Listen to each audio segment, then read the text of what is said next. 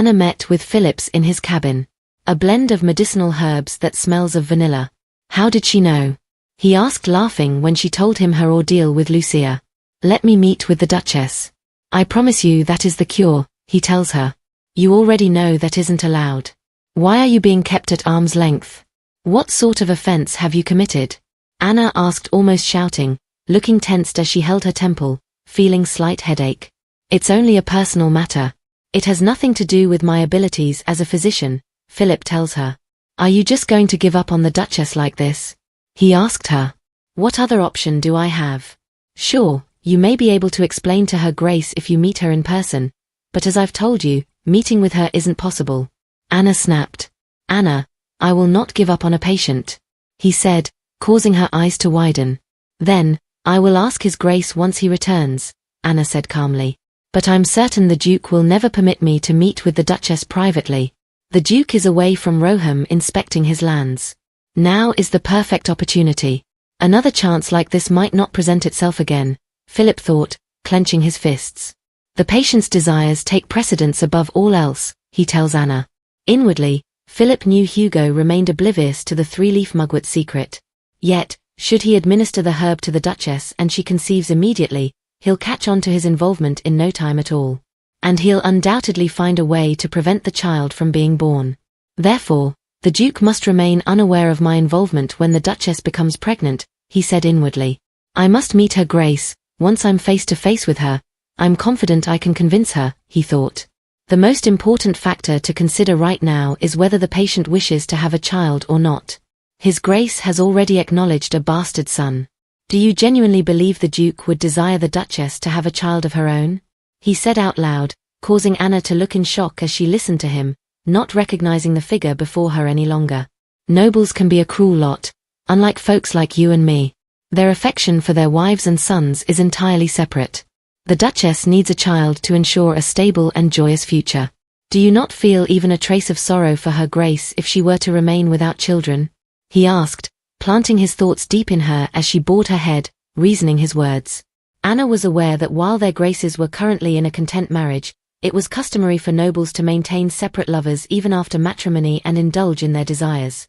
In the end, their children were the only ones they could depend on. She recalled the estate servants whispering and gossiped about the pity they felt for Lucia, who had to accept an illegitimate child as her son shortly after marriage. Anna clenched her fists, her hands trembling. I felt the same way as they all did, she thought. I will speak with her Grace, she said out loud to Philip. This is for her sake, she thought. In Lucia's chambers later that evening, Anna met with Lucia. Your Grace, regarding the physician I mentioned the other day, the one who taught me that remedy, they wish to meet with you, she tells her. Is that so? Then I shall see them, Lucia tells Anna. But Your Grace, I must inform you that he is the Taran family's personal physician, Anna said, her voice getting quiet. The Taran family's personal physician? What of it? Does that pose any problems? Lucia asked, sounding unsure. Let me explain. The butler sought me out recently and disclosed that this man is deemed a potentially dangerous figure currently under surveillance. He also emphasized that this man must never meet with you and that his existence needs to remain unknown. I heard it was a direct order from His Grace, Anna said. By revealing this to me, it appears you've committed a serious transgression by disobeying the order not to say anything to me, Lucia replied, her face calm. Yes, I know. I will take accountability, Your Grace, Anna said calmly. And how will you do that? Lucia asked. I will resign as Your Grace's physician. I've proved myself unworthy, she said calmly. But Your Grace, that physician promised to cure you no matter what. He desires a meeting with you to provide a full explanation, Anna added, her voice confident. Lucia shut her eyes briefly before opening them back. Anna, what transpired with the medicine before, and even what you're telling me now, none of this would have occurred if you had been attentive to your duties, she said. Yes, I'm fully aware. I've overstepped my bounds. It was my sincere desire that I could heal you so you could hold a beautiful baby in your arms, Anna said softly. Anna, I want to know the name of the physician that wishes to see me, Lucia said. His name is Sir Philip, she replied. I knew it. It's him, Lucia thought, recalling the traveling doctor's face from her dreams. By the way you addressed him, it appears he has a title, Lucia asked. Yes, Your Grace. He's a baron, Anna replied. Being both a nobleman and the Duke's family physician, I can't help but wonder why he was roaming so aimlessly. What on earth was unfolding at the Duke's residence at the time I had that dream? Lucia wondered. As the years passed, she withdrew from society, ignorant of the events in the outside world, let alone the intricacies of high society. Though it was the most peaceful chapter in all my dreams, I must admit, I find it rather regretful now. How I wish I had been more curious about the world and had welcomed it with open arms. But why did Hugh stop Sir Philip from meeting me? He's just a physician. If Hugh had never wished to lay eyes on Sir Philip again, he could have simply banished him. So, why did he go to the extent of assigning people to monitor his every move? She wondered, pondering over Anna's words. Considering Sir Philip is the family physician, has he ever spoken about his long-standing service to the Taran family? She asked Anna. I heard his family has been serving the Taran household for generations, Anna replied, causing her eyes to open in shock. She recalled Hugo's words that night. I can't tell you everything. I don't ever want to speak of it. These secrets must die with me, he had told her. Secrets he does not wish for anyone to know. Sir Philip knows what they are, Lucia thought. Your Grace, I can assure you he is a reliable practitioner. I've observed him closely while learning from his expertise. If you were to meet with him, I am confident he will find a way to cure you, Anna said confidently. Lucia was quiet for a moment. I will not see him, she said, stunning Anna as she looked tensed. If Sir Philip truly knew the secrets of the Tarans, Hugh would have surely silenced him. Yet, Sir Philip remains alive, suggesting there's more to this story. It's just my theory. However, there's one thing I'm absolutely certain of. Under no circumstances does Hugh want me to meet with Sir Philip. Even if I meet with Sir Philip, it cannot happen now during Hugh's absence and without his knowledge, Lucia thought. As both a physician and someone working for the Taran family, you've committed a grievous error. I can forgive the mistake you made as my physician, but unfortunately, the same leniency can't be extended for your defiance of His Grace's orders. You will be relieved of your duties, but this won't take effect immediately. We're likely to journey to the capital soon, so continue your duties until our departure, Lucia tells her. Anna was tensed. As you wish, Your Grace, she replied, letting a sigh. During tea, Lucia informed Jerome on her discussions with Anna the previous night. Jerome, Anna informed me that the family physician desires a meeting with me, but I also heard that some time ago, you issued an order to keep him at a distance, she said, causing the butler to flinch as chills ran down his body. That is correct, Your Grace. His Grace commanded me to do so, he replied. Even after I warned her, Anna still went ahead. If Her Grace desires a meeting with Sir Philip, there's nothing I can do to prevent it now, Jerome thought. I have no intention of meeting with him. I'm sure His Grace has his reasons for giving that order, and upon his return, I shall inform His Grace of what happened myself. So there's no need for you to speak with Anna again, she said, causing his eyes to open in awe. Yes, Your Grace, Jerome replied calmly. She is wise. Serving a prudent duchess like her is truly a privilege, he thought, a smile thugging on his lips. At night, Jerome welcomed Fabian as he returned to Roham. Welcome back, Fabian, he said, as his brother approached him. It's been a while, Jerome. I didn't think you'd be waiting outside, Fabian said, climbing the steps as he approached Jerome. His Grace is still away, Jerome informed him. Oh, is that so? Is the Duchess doing well? Fabian asked, causing Jerome to glare at him, making him tensed. Why are you looking at me like that? He asked. Oh, I thought you might say something ridiculous again, Jerome replied. Something ridiculous? Like what? Oh, you mean what I said about His Grace just having his fun as a newlywed? Jerome asked, smiling at his brother, causing him to look flinched. Oh, come now. Don't make that expression, he laughed, tapping Jerome lightly with his elbow. He wore a calmer look as he watched Jerome. I know now that isn't true. Seeing His Grace stay with one woman for over a year is something I never thought possible. It's certainly a first. His Grace is known by everyone as a complete womanizer, but I've never seen him that way. Not once has he exchanged even a hint of affection with the women in his company. All those relationships seem to be nothing more than a means to alleviate his boredom. To think that someone like him is captivated by one woman, who would have thought such a day would come? But I guess such sentiments aren't easy for you to grasp. While I have a lovely wife, you're still unmarried, after all, Fabian said chuckling. You just can't help yourself. Can you? Jerome said, looking flinched. The next morning, Lucia received a guest. Your Grace, Lady Milton has arrived, her handmaid informed her. Lucia, have you been well? Came the familiar voice of Kate as she walked into the parlor, her face bright. Kate, Lucia exclaimed, smiling as they hugged. There hasn't been a single moment when I've been unwell. I'm so happy you're here. How are you feeling? I heard you had a terrible fever, Lucia asked as they broke their hug. I'm all better now. If I wasn't, I wouldn't have been able to visit you, Kate replied, smiling. It's been such a long time, Kate, Lucia said softly. Lucia had pleaded with Hugo to let her visit Kate when she was sick. Hugh, please allow me to go. She pleaded. No. Considering your already delicate health, there's a risk of catching a fever if you go there, he insisted. It's just a quick visit. I won't be there long enough to catch a fever. Please, say yes, she pleaded, her eyes sparkling. Please, she said gently.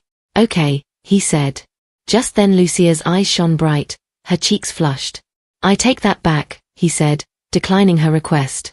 I know you must have been very ill, and I apologize for not being able to come and see you, Lucia apologized as they sat down for tea. I don't even have to ask. I'm certain the Duke's the one to blame. It couldn't be more obvious, Kate thought, forcing a tense smile. It was actually better that you didn't come. I would have felt awful if you had gotten ill as well, Kate said calmly. I don't even want to think about what the Duke would have done. It's frightening to even imagine the outcome, she thought. Anyway, your tea party is approaching, isn't it? Time really does pass swiftly, she said calmly. It certainly does. I can't believe it's just around the corner, Lucia replied, looking cheerful. I'm so glad that I've recovered just in time for your party. It's been ages since we've had a tea party together, Kate said, looking flushed as she smiled. I would have felt quite disappointed if your illness had prevented you from coming, Lucia replied smiling. Apart from the occasional small tea parties, Lucia never partook in any other social gatherings. Yet, before she realized it, she had become a central figure in high society. In the northern social circles, all eyes were on her. Despite her considerable influence, it seemed as though her presence lingered only in the shadows.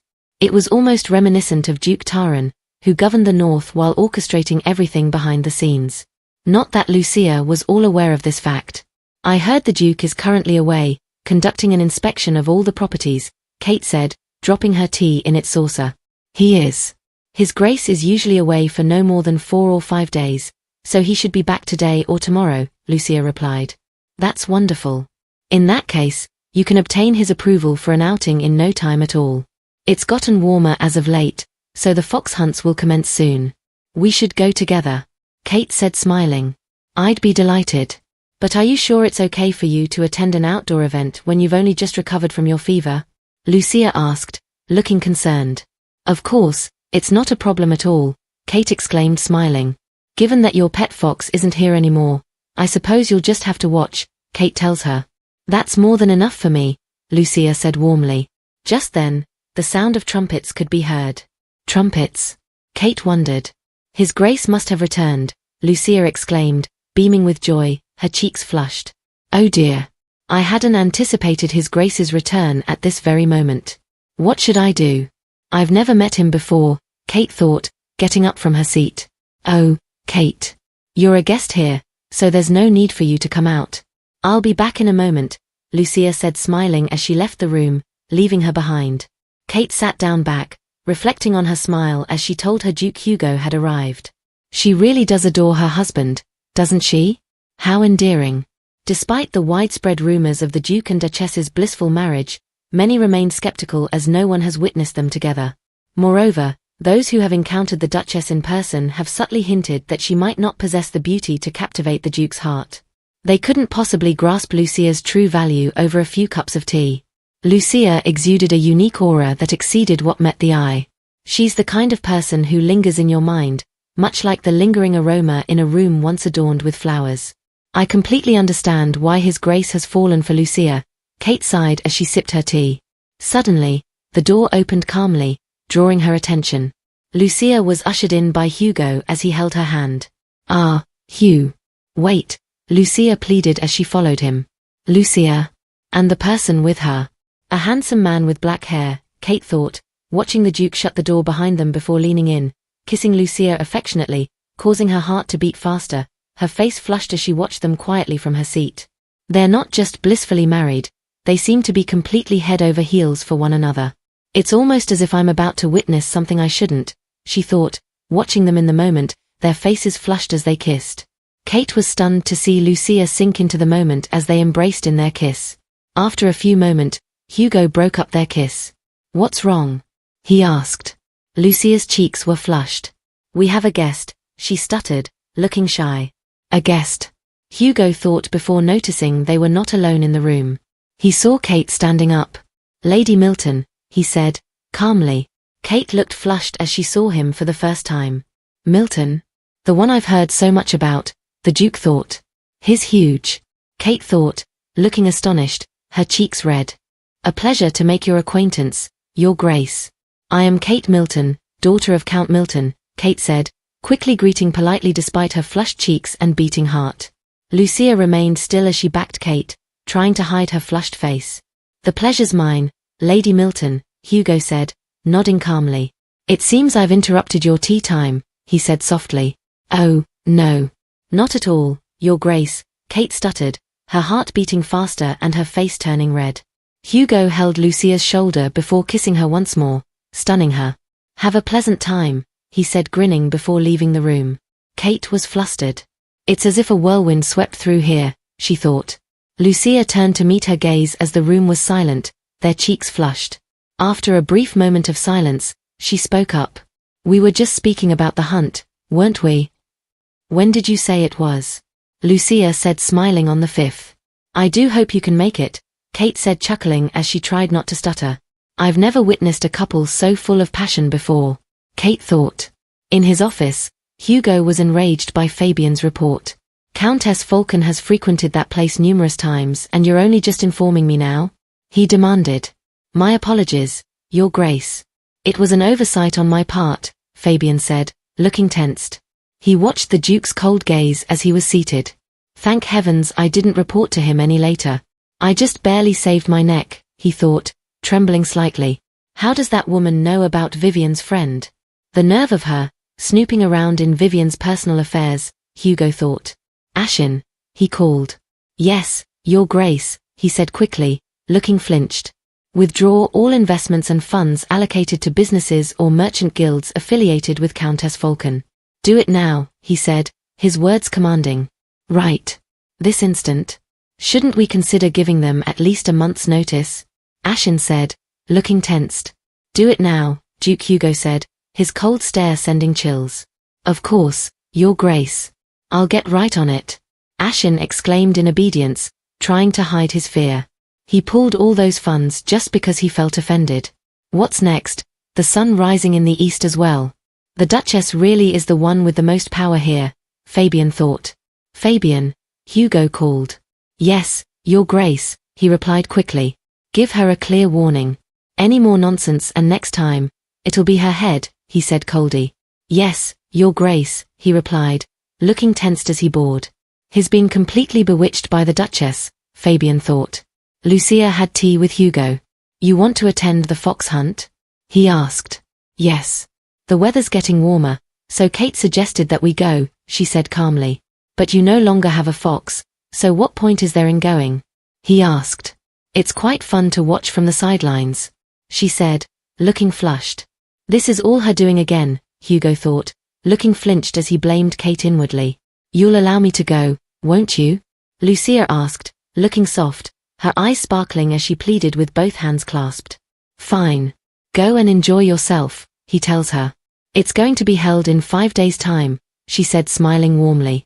He watched her smiling. "Tell me, did anything else happen while I was away?" he asked. "Oh. While you were gone, I was told that the Taran family's private physician wished to meet with me," she said, stunning him. "What?" he asked, his facial reactions changing. "I gave explicit orders for the others to prevent her from learning anything about the old man," he thought angrily. "You needn't get upset. It was my physician who defied your orders. I heard that you inquired about my progress from Anna every week. She must have felt a tremendous amount of pressure. It's been decided that Anna will resign, so I urge you not to mete out any punishment to her," Lucia said, calming him. He pondered for a brief moment before saying fine.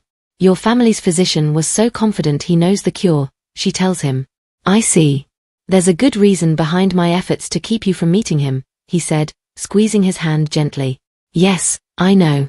You wouldn't have taken such measures unless it was necessary, she replied, sipping her tea. The old man wants nothing more than a bride for Damien. Harming her is probably not his intention. Except that Vivian cannot bear a child of Taran blood. She doesn't know anything and ends up filling her days with nonsense, he thought. After a brief moment of deliberation, he spoke up. You can meet with him if I'm there with you, he tells her. I'm sure he won't say anything absurd if I'm there too, Hugo thought, looking tensed. He didn't want me to know anything about Philip, and yet clearly, he's not keen on me meeting Philip, but he's allowing it for my sake, Lucia thought as she observed his worried look. After a brief silence she asked, has this physician done you any harm? Why haven't you taken any action against him, given your animosity? She asked. You see, I'm indebted to him. He saved my brother's life several times, he said calmly.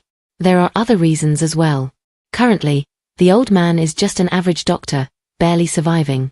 I have no intention of ending his life unless he poses a real danger, he thought. I see, Lucia said calmly, her gaze down. I feel relieved. The man who assisted me in my dreams wasn't entirely a bad person, she thought. Speak with him if you wish to. He says he knows how to cure you, Duke Hugo said calmly, his facial expression down. If nothing else, his competence as a physician is undeniable. For Vivian's sake, meeting him is the only way, he thought. But you don't trust this man. Besides not wanting me to be acquainted with this person, I doubt you're eager to see him either. Do you really feel comfortable relying on this man to handle my treatment? She asked. Well, I may not trust him, but if there's even a slight possibility of curing Vivian, Hugo thought. To tell you the truth, I know the cure, Lucia said, startling him. I didn't get a chance to tell you when you first learned of my condition. And shortly after, I said nothing because I was upset with you for pushing me to seek treatment. So, to put it simply, I don't require the assistance of this physician at all, she said happily as she rested her chin on her hand, her face smiling. It's my decision not to cure myself. I don't have an illness. This has no impact on my daily life, and my health is fine. I can cure myself whenever I choose, she said, his gaze surprised. What? Duke Hugo thought. This is such a relief, he thought, looking at ease as he held his sweaty head. Is that right? He asked. Are you feeling more at ease now? Lucia asked, looking at him calmly. Yes, he said, softly. Then, did you make that decision because of me? Because I told you I don't want a child? He asked, looking up. I understand where you're coming from, so it's all right, she said, touching his hand. We can take our time before deciding on whether we want children or not. If it's something you don't want, then I don't wish for it either. I promise to let you know if I ever choose to fix my condition, she said softly. If that's what you want, then okay, he said, his face flushed. That evening, Sir Philip stood by the bushes as he observed carriages going in and out the estate. Duke Taran must have returned by now, so why haven't I heard from Anna yet? Given the Duchess's current situation, there shouldn't be a more urgent concern for her than having a child. I thought she'd resort to any means necessary to find a cure. Something's not right, he thought. He went to her house. The Duchess refused to arrange a meeting with you. I'm sure the Duke is aware of everything by this point. Regardless of the efficacy of that remedy, the Duchess nearly ingested that medicine, and I wasn't even aware of what was in it. I could have lost my head for something like this if the Duchess had not kept it a secret, Anna said, looking devastated as she rested her face in her palm, her body trembling as she cried. Philip was quiet as he watched her. It appears I've caused you quite a bit of trouble, he said. No. I was careless. How could I do something so irresponsible and foolish? I won't hold the position of Her Grace's personal physician for much longer, she said, stunning Philip. This can't be, he thought, looking dumbfounded. After today, I won't have the chance to see you again. I wasn't cut out for that position anyway, that I'd only be returning to my regular life, she tells him. The goal I hope to achieve is right before my eyes. So must I give up now? Is the final thread of connection I had left now being severed? He thought, looking perplexed. Should you decide to resign, I'm convinced it would be a significant loss for the Tarans. To think they'd let go of someone as capable as you, he said, his hand trembling slightly. Have I failed? When I've barely done anything. Does this mean the end of the Taran bloodline? Philip thought, looking troubled. I'm far from capable. I wasn't even able to find a cure for her Grace. All I really did was concoct some medication to help with her headaches, just once or twice a month. The payment for my services was beyond what I deserved, Anna said, her face down with sadness. You administered medication for her headaches? Philip asked, his face lighting up. At night, Lucia slept soundly in Hugo's hands. He watched her sleep, lost in thoughts. He remembered her words. It's my decision to not cure myself. If it's something you don't want, then I don't wish for it either. I promise to let you know if I ever choose to fix my condition, she had told him. But Vivian, it's not your body that's the problem. Regardless, I can't say that you can't have a child. If you ever learn the truth, you might leave me, he thought, squeezing her lightly as he hugged her. Why did I have to be born with this body? I truly feel cursed, he thought. Just then, Lucia woke up, rubbing her eyes. Hugh? Why are you still awake? She asked, opening her eyes slowly. I always felt a sense of relief that I wasn't going to leave behind any traces of my family. However, she thought. Did I wake you? He asked softly. No. I woke up because of the dream I had, she told him. What was your dream about? Hugo asked softly. I don't really remember, she said softly. You once mentioned Damien looked just like me. Do you recall? He asked. She watched him briefly before letting a smile. Yes. It felt as if I were looking at a younger version of you. I can imagine Damien becoming more like you as he gets older. Perhaps he'll even be taller than me the next time I see him, she said cheerfully. Duke Hugo was lost in thoughts at her words. What would it be like seeing a child that's the spitting image of Vivian? A little girl who is the mirror of Vivian's young self. What would her daughter look like without the distinct jet black hair and blood-red eyes of the Taran bloodline? He wondered. Are you having trouble sleeping? Lucia asked softly. No. I was just about to close my eyes. Go back to sleep, he said calmly, his face lighting up. All right. Sweet dreams, Hugh, she tells him cheerfully as they embraced. I never imagined I would yearn to raise children and have a family like everyone else. But the one thing I can't give you is a child. What if this breaks your heart one day? And what will I do if the day comes when you plead with me to start a family? It feels as though I'm trapped in an endless maze, unable to find a way out, Hugo thought as he watched her sleep. In her chambers the next morning, Lucia addressed Anna. Anna, the medicine you've concocted for me this time is truly working wonders. After I took the medicine, my headache quickly faded away, she said cheerfully, causing the doctor to beam happily.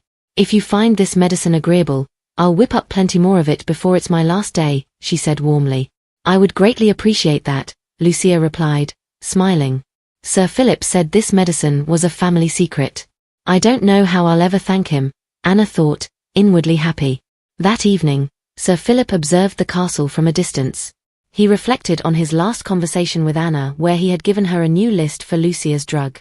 If the Duchess is familiar with the vanilla-flavored herb, then I'll need to leave that out.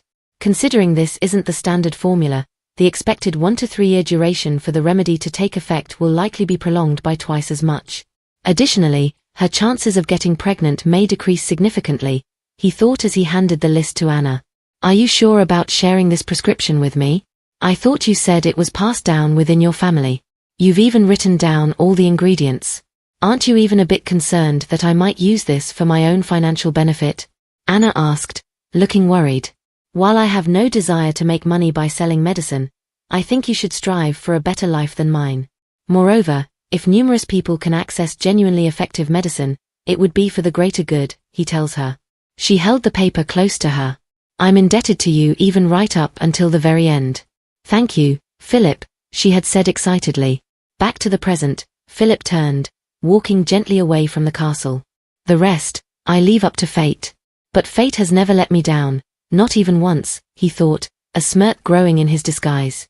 Lucia had tea with Kate one afternoon. It's quite hot these days, don't you think? Kate asked. The weather's gotten so warm that I can hardly sleep at night, Lucia said smiling as she raised her teacup. You too? I couldn't sleep well all night, so I ended up sleeping in, Kate tells her. Though the weather isn't entirely to blame. Hugh always sleeps so closely to me, Lucia thought, looking flustered as she sipped her tea. I can't believe it's already your second summer here in Roham, Kate said softly, her hands resting on the table. I can't believe it either.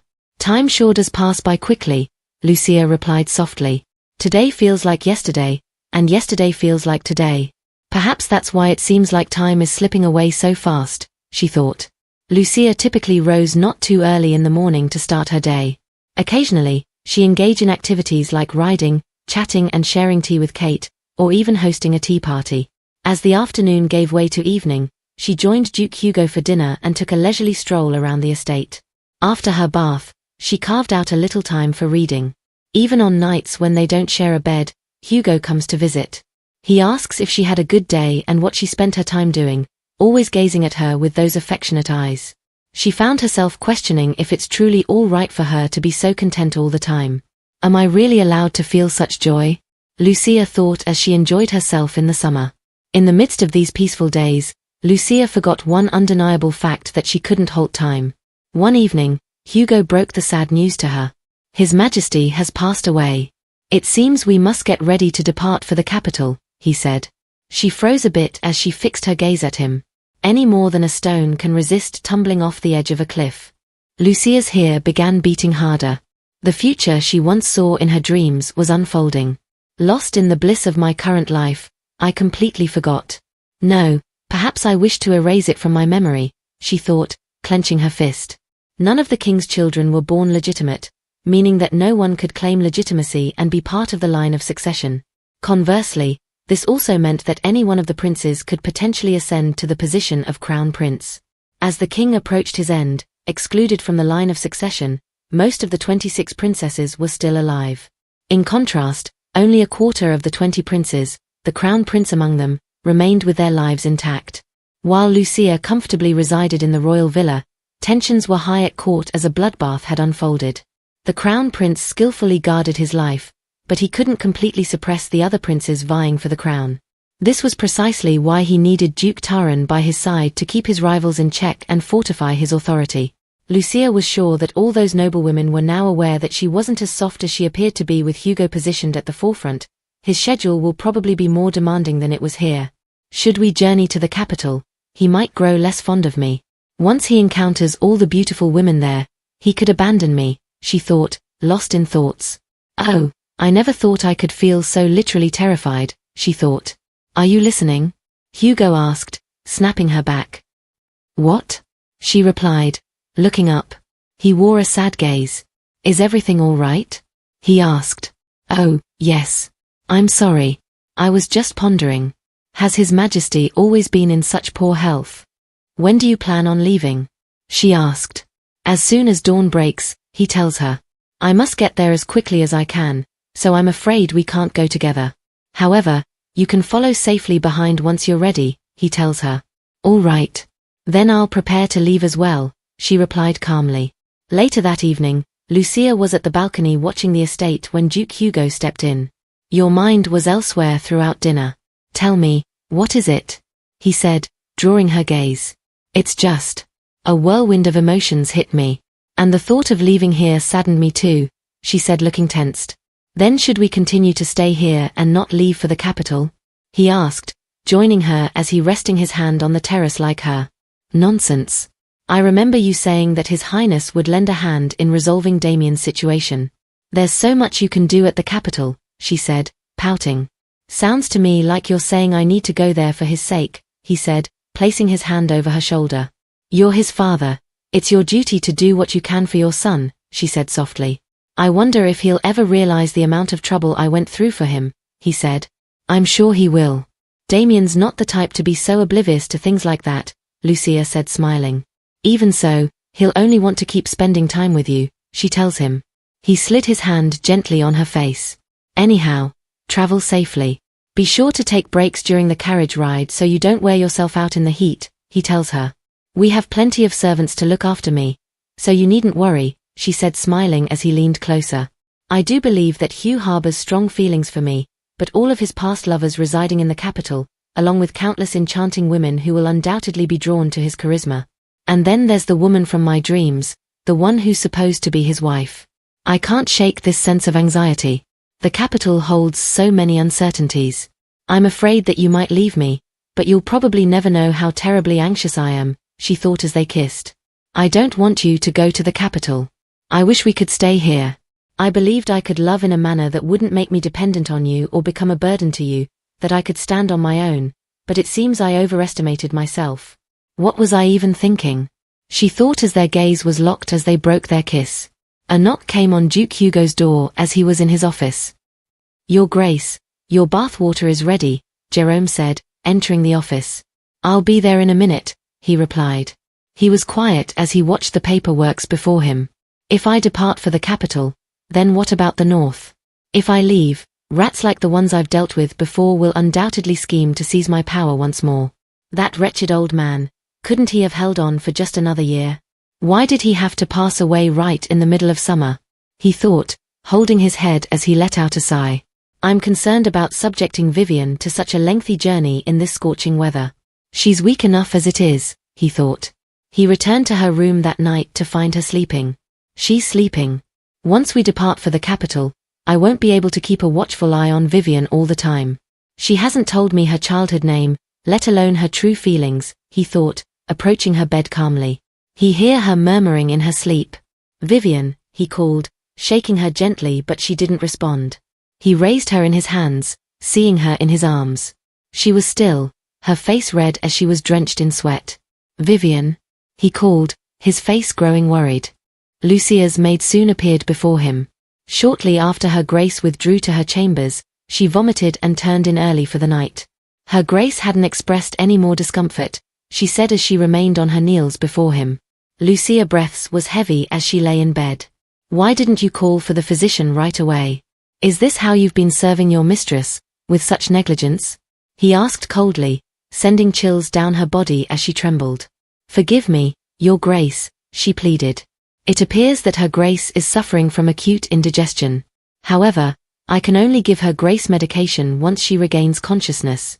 Our primary concern at the moment is to bring down her fever by gently wiping her body with damp cloths, Anna said, observing her.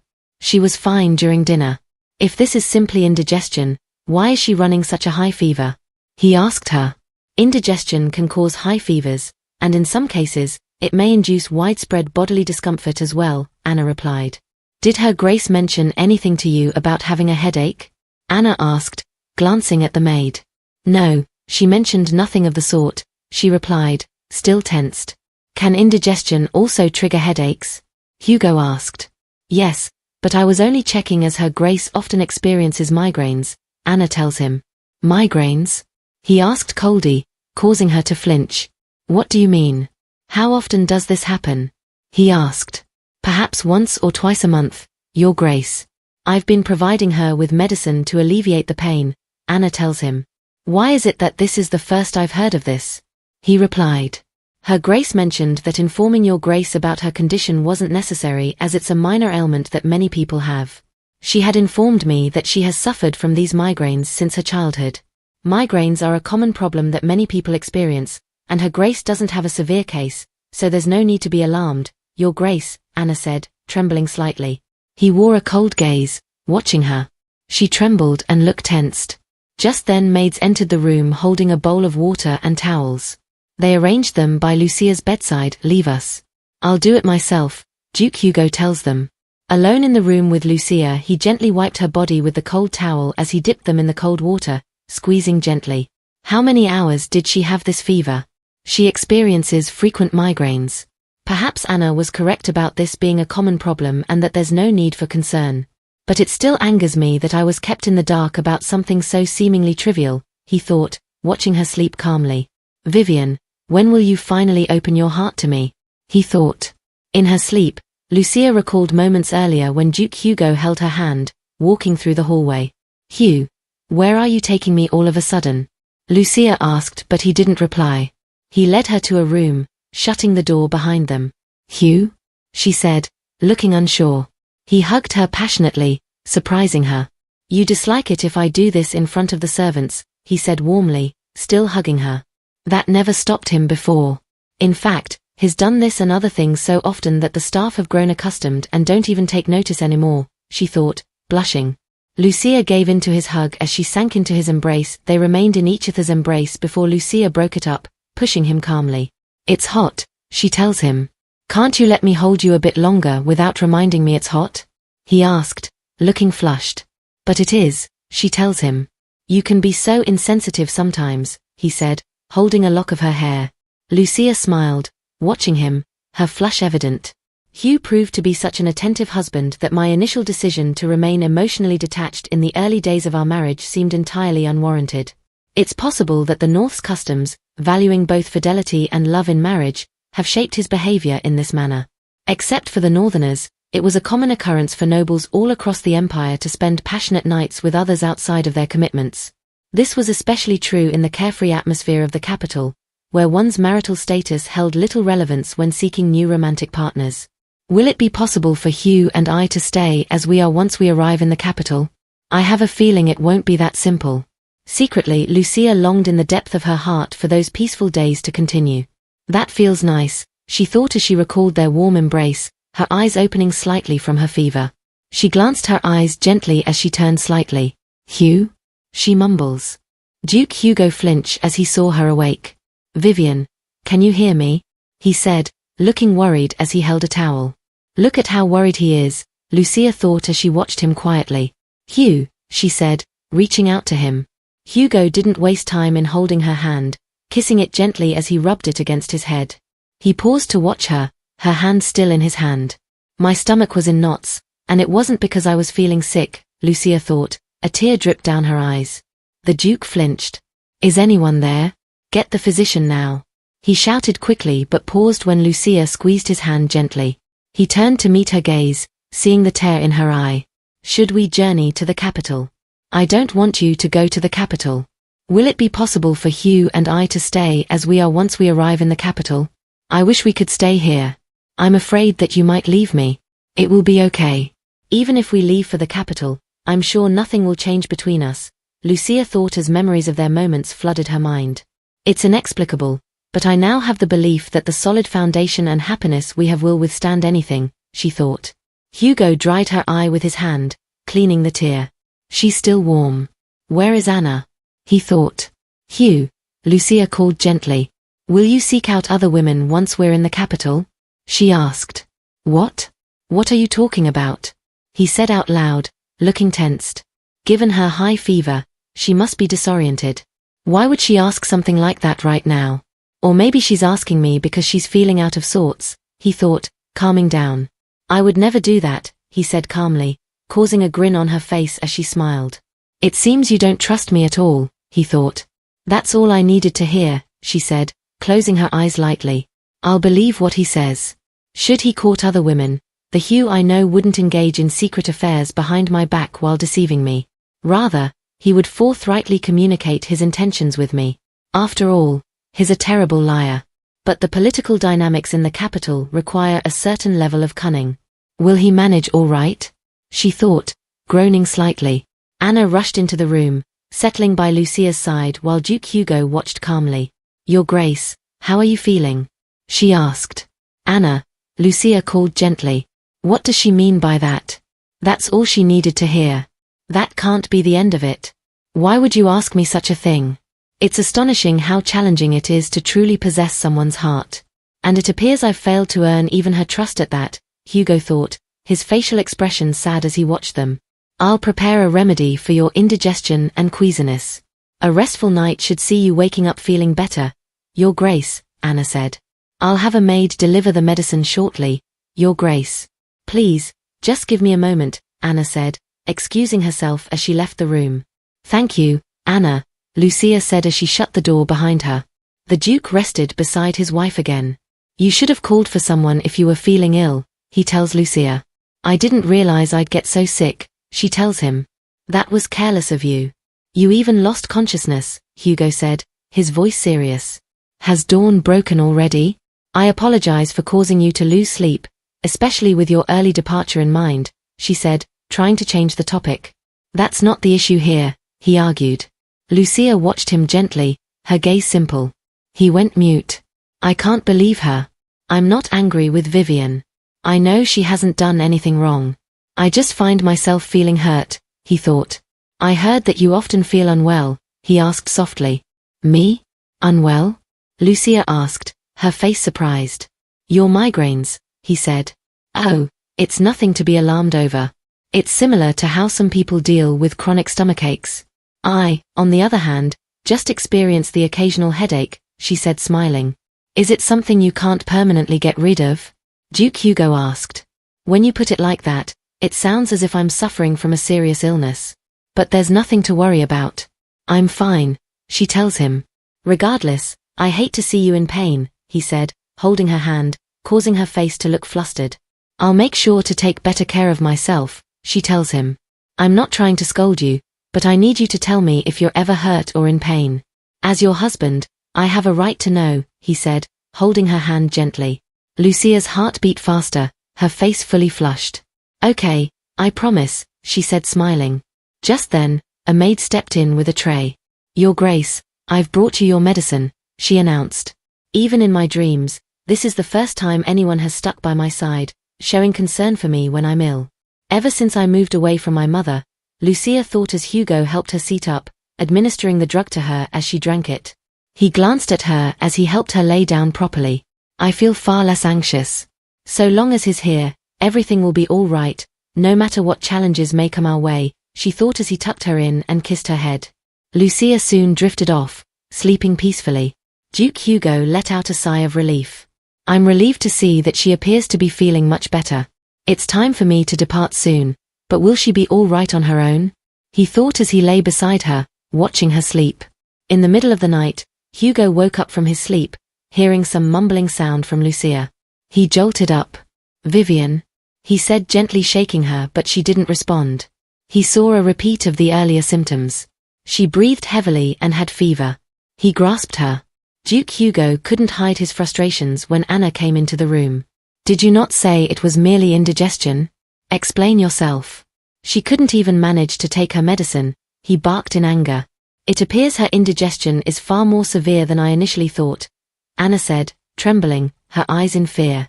Even before the sun came up, Vivian's fever returned. She vomited up the medicine she had struggled to swallow, enduring waves of pain as her temperature fluctuated persistently, he thought. It makes no sense for her to be this ill. He shouted at Anna. Your Grace, Anna was about saying, her hand trembling. Is this the Duke's true nature? He's terrifying. I can feel every inch of my body going numb. If my efforts to treat her Grace fall short, he'll end my life, Anna thought, looking terrified. Was there anything that occurred that might have shocked or upset her Grace? Severe stress is known to exacerbate indigestion, she said, despite shaking slightly. Severe stress? Other than the news of the king having passed, there wasn't anything out of the ordinary, Hugo thought, pausing to reflect on her words. He looked startled when it hit him. Was Vivian that shocked by the king's death? He thought in realization of possible causes. Oh, that's right. The king was her father. She typically spoke only of her mother and never her father, so the fact that the king was her father slipped my mind entirely, he thought, remembering her telling him it was just a whirlwind of emotions that had hit her. Having no emotional ties to my own father, I must have underestimated the profound sense of loss that a regular person feels upon losing a parent. My delivery of the news lacked the empathy it deserved. It's maddening how apathetic I was, he thought. Hugo remained by her bedside all night, trying to cool her by using the cold towel. He monitored her sleep all night, her fever reducing. Lucia's health improved gently from the following day. Lucia, although weak, tried eating something. It's so hard to swallow anything, she thought. Everything she tried to eat came right back up, so she only had barley tea for the past 3 days. She was only now able to handle some light soup. She lay tiredly in bed for hours. It's as if my body has turned into a cotton ball soaking up water. I must have been more anxious about heading to the capital than I realized. I never expected to feel this unwell, she thought. She suddenly felt someone feel her head with the back of his palm. Your fever's gone down, came the familiar voice. Hugh, opening her eyes softly to see her husband at her bedside. Lucia observed Duke Hugo as he prepared to leave. His attire made it clear, he was finally departing for the capital. For the past few days, he had postponed his journey, choosing instead to remain by her side. While she was deeply grateful, she knew he had responsibilities to fulfill. He needed to arrive before the royal funeral concluded. The thought nagged at her. Had her illness disrupted his duties? Hugo turned to her, his expression filled with concern. Are you feeling better? Lucia nodded weakly. Yes, I believe my indigestion has finally subsided. I shouldn't feel weak anymore. His brows furrowed slightly. Is there any other discomfort? You haven't properly eaten for days. Are you sure you're not feeling dizzy? She tried to reassure him with a faint smile. Starving for a few days won't be the death of me. It's just a mild ailment. His expression darkened.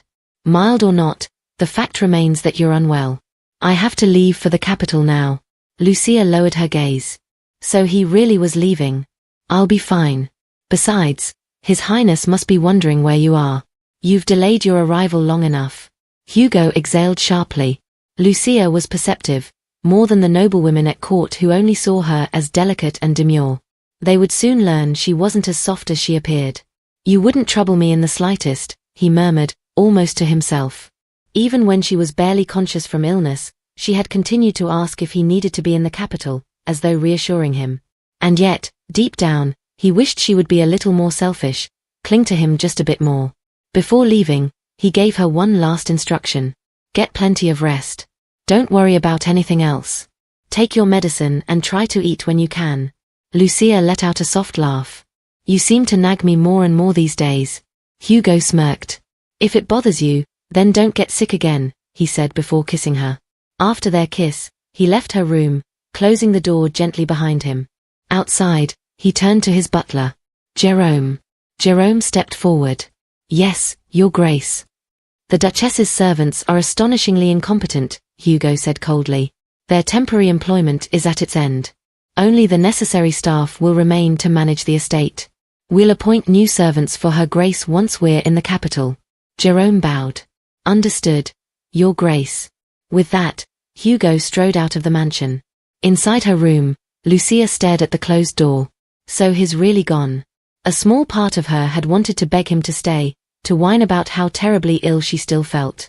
But she couldn't afford to become dependent on him. If she did, what would happen if he ever left her one day? Her sickness was making her emotions swirl uncontrollably. To what extent should a married couple rely on each other? She wondered. In the capital, Hugo was greeted by a familiar voice. My. Look who finally decided to show up, Prince Hesse said with a teasing grin.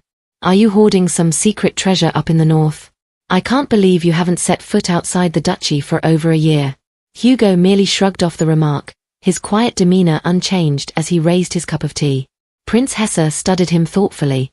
He hasn't changed one bit. He recalled a conversation he'd had earlier with one of his advisors before Hugo's arrival. The Duke is as untamable as a wild beast, Your Highness, an advisor had cautioned. It would be unwise to attempt to confine him.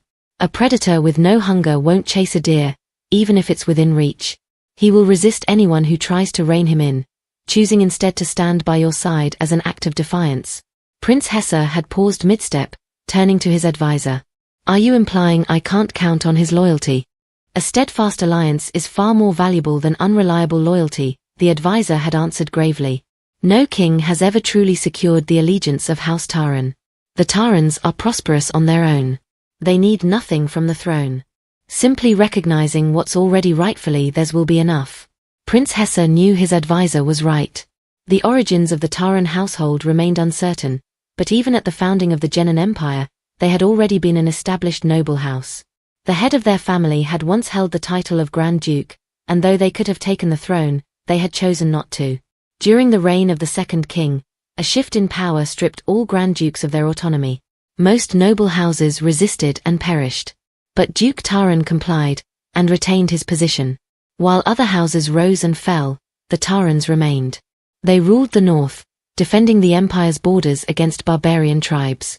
And in times of war, it was the Duke who personally led the vanguard, delivering decisive victories. The people whispered that the Genan Empire owed its survival to the Taran household. Some kings had feared the Tarans and tried to suppress them, but they never succeeded. The late King Hesse VIII had been wise to acknowledge their role rather than oppose them. It had prolonged his reign significantly. Prince Hesse leaned back in his chair, considering his advisor's words. And I intend to do the same.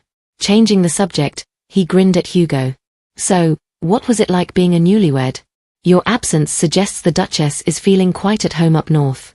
Neither of you have visited the capital once. Hugo's expression remained unreadable. It seems that way. She enjoys the quiet. Prince Hesse chuckled. How peculiar. My other stepsister, Catherine, is quite the opposite. She thrives on the capital's social scene. He sighed, swirling his tea. Catherine's high standards have kept her from marrying. She ignores me whenever I mention that being too picky will limit her options as she gets older. But honestly, I'd be more worried about the poor fool who ends up with her. Finding someone who can tolerate her vanity would be a miracle. He paused, glancing at Hugo. Now that I think about it, Catherine did have an interest in you, he mused. When she learned of your marriage, she locked herself in her room for an entire week. He set down his teacup with a soft clink. Outside of royalty, marriage is traditionally between one man and one woman. However, for the Duke of Taran, there's a loophole. No one would object if you were to take a second or third wife, he thought. He studied Hugo carefully. If it were you, I'm certain Catherine would be open to the idea. Then, with a smirk, he asked, what are your thoughts on marrying again? Did you summon me, Your Highness, just to say that? Does that make sense? Duke Hugo asked coldly, his voice sending a chill through the Crown Prince. Prince Hesse smirked. I was only joking. But even if you are a married man now, I'm certain others will extend the same offer I did, he added, trying to lighten the mood. Hugo's gaze remained firm. I would never even consider doing something so pointless. Pointless? But don't all men dream of being with multiple women? Prince Hesse asked. By all means, if that's your aspiration, then feel free to pursue it. If there's nothing else, Your Highness, I'll be taking my leave. Duke Hugo rose from his seat. Hold on a moment, Prince Hesse said, looking tense. The others will be joining us soon to discuss matters of state, so please sit back down, he pleaded softly. Hugo hesitated before offering a reminder. Don't forget you gave me your word, Your Highness. Prince Hesse's expression turned serious. I know. The key to drawing Duke Taran into the Empire's politics was his commitment to wholeheartedly support my illegitimate son's claim to his title, ensuring no one speaks ill of the boy, Prince Hesse thought. He remained silent, lost in thought. Despite my support, the reality remains unchanged. The boy is still a bastard, he thought. The Duke had married his younger sister, and soon they would have children of their own.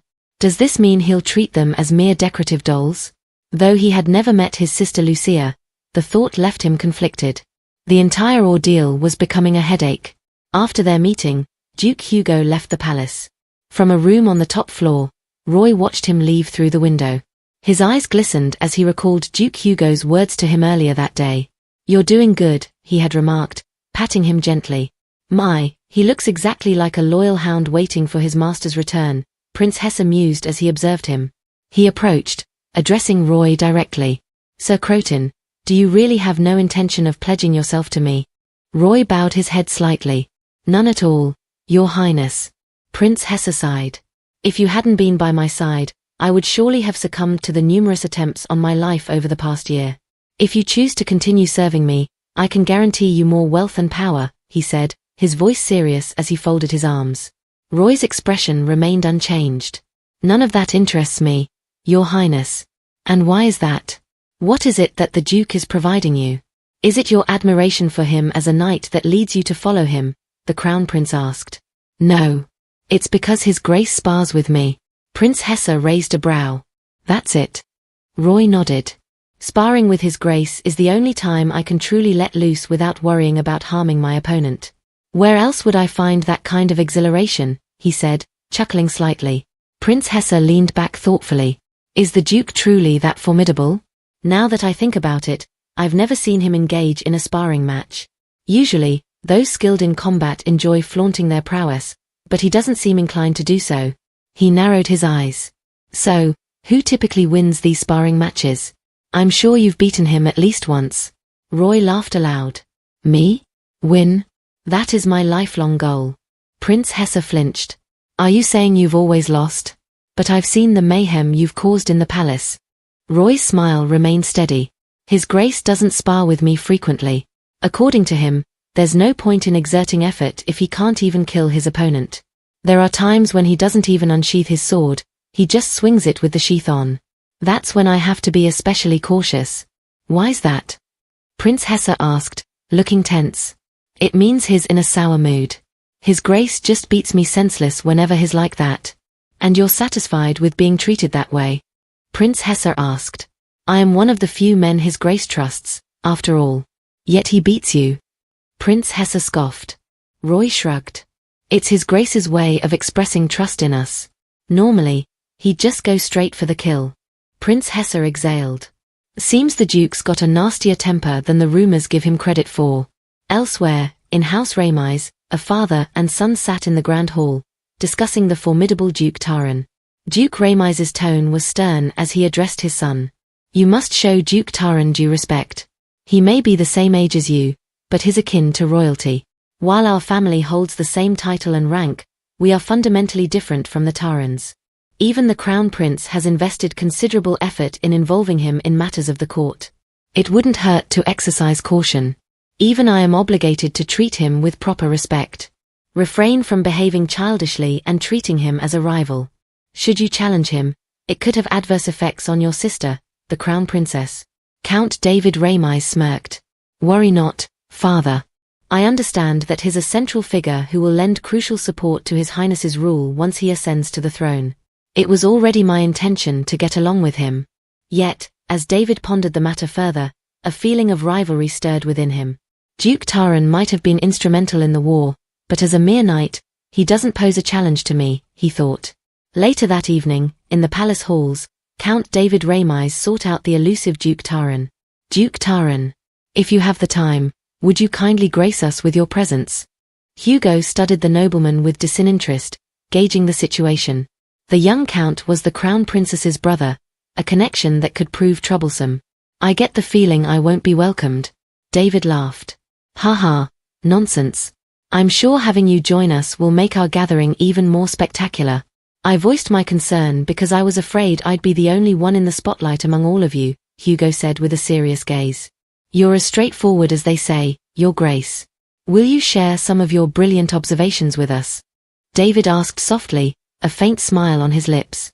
You can speak to your father for such things. Come find me if he has nothing to say, Hugo replied, walking away. The nobles exchanged wary glances as Hugo left, their whispers growing louder. I heard he holds the title of a knight, and I must say he's remarkably impolite. It would only prove troublesome if he joined our circle. David Ramis clenched his fist in anger. No matter how arrogantly you carry yourself, you'll never surpass my father. Our family has already forged a strong familial bond with His Highness the Crown Prince, he thought, his anger brewing. Back in the north, Anna stood before Lucia in her parlor. How are you feeling, Your Grace? She asked. I'm much better now, truly. Thank you, Anna, Lucia replied with a warm smile. Anna nodded in relief. That's good to hear.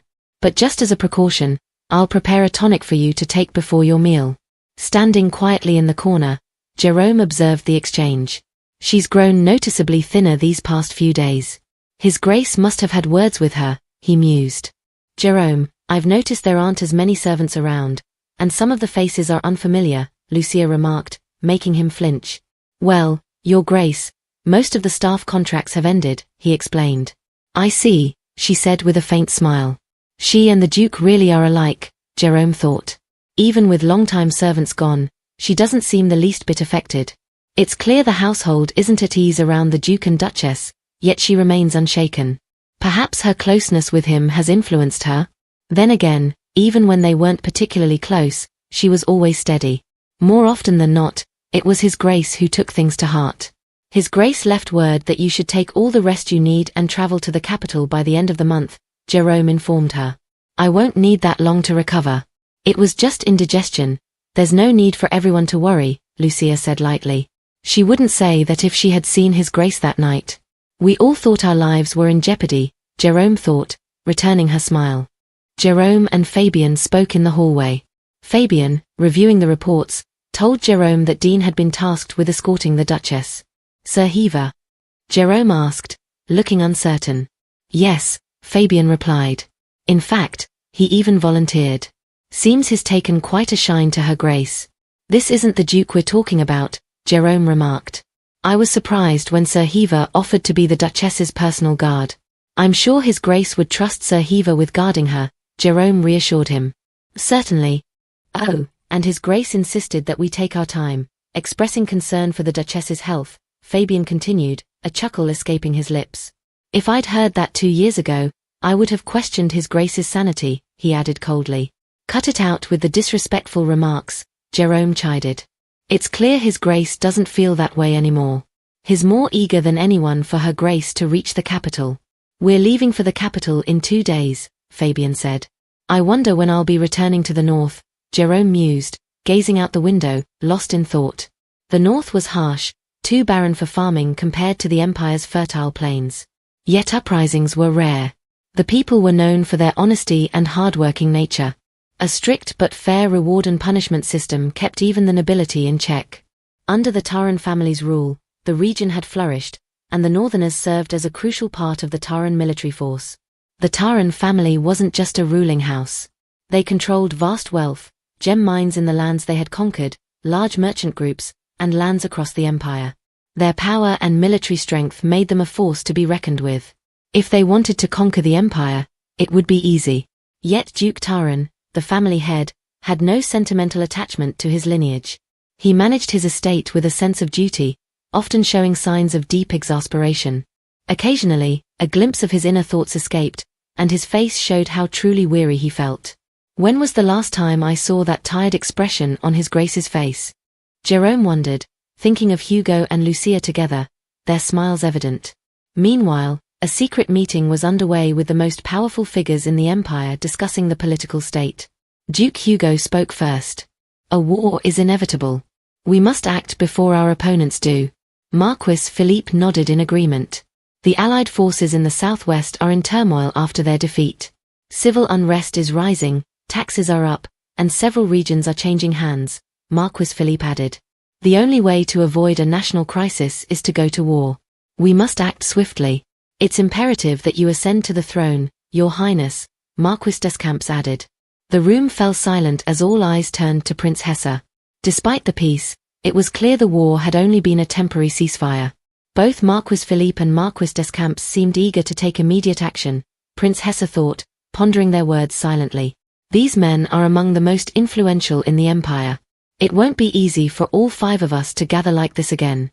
We must find the right moment to eliminate the Crown Prince's stepbrothers, Marquis Philippe began, but Prince Hesse interrupted.